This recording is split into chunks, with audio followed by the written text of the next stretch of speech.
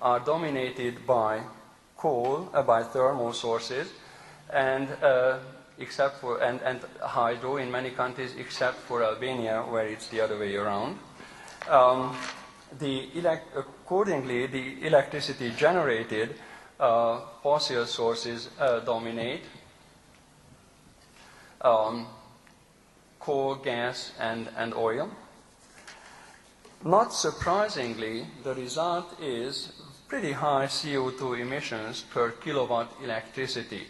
These are not exactly the Chinese levels, about 1 kilogram of CO2 per kilowatt hour of electricity, but pretty much on the same order of magnitude as India, for example. So there is a lot of room to decrease the carbon intensity of the electricity. Albania is an exception because of the large hydro sources. Now, what about the nuclear option? The starting point is installed capacities in 2006. It is not a rigid rule, but sort of general principle that the largest unit in any electric grid system should not be more than about 10% of the total installed capacities. For Greece and Serbia, this would not be a problem to add a 1,000 megawatt unit. For Croatia and the other smaller countries, this could be a big issue. Just for comparison, the three Baltic states have about 8 gigawatt combined, and therefore they decided to build a nuclear power plant jointly at Visaginas. The plant capacity is 3,400 megawatts.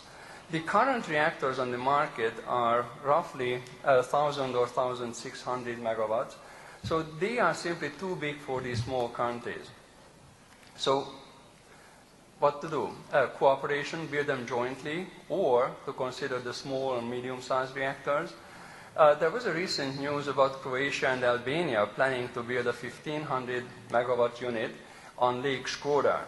This has triggered disagreement by Montenegro because it is very close to the Montenegro border.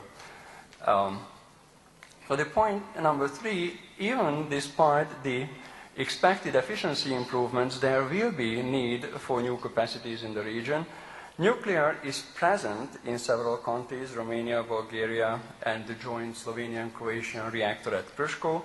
In the region, there is a wide range of views from clear decline, like in Greece, where less than 20% of the population is in favor of nuclear energy, according to the Eurobarometer 2008 study. And there are some tentative considerations like this joint Croatian-Albanian plan, and there are also countries with considerable expansion plans and activities like Romania. The problem of the region is that any new build will be close to a border. So the agreement with neighbors, especially if the plan affects joint resources, will be very important. Now, just to wrap up the main messages, supply security, there are many aspects and targets, and as we have seen, nuclear can enhance supply security. Climate change, in order to combat it, there will be a need for low greenhouse gas sources, and nuclear is among the lowest power sources on a life cycle basis. In economic terms, supply security is a national public good, and climate change is a global externality. For both, there will be government policies needed to properly manage them, and these policies will need to be consistent. While supply security and climate change are key concerns, there are many other energy, economy, and environment-related issues around the world and in this region particularly.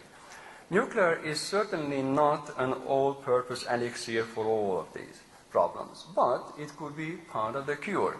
Where, when, how much, and under what arrangements will depend on the national circumstances and priorities, and therefore it will be the decision of sovereign states.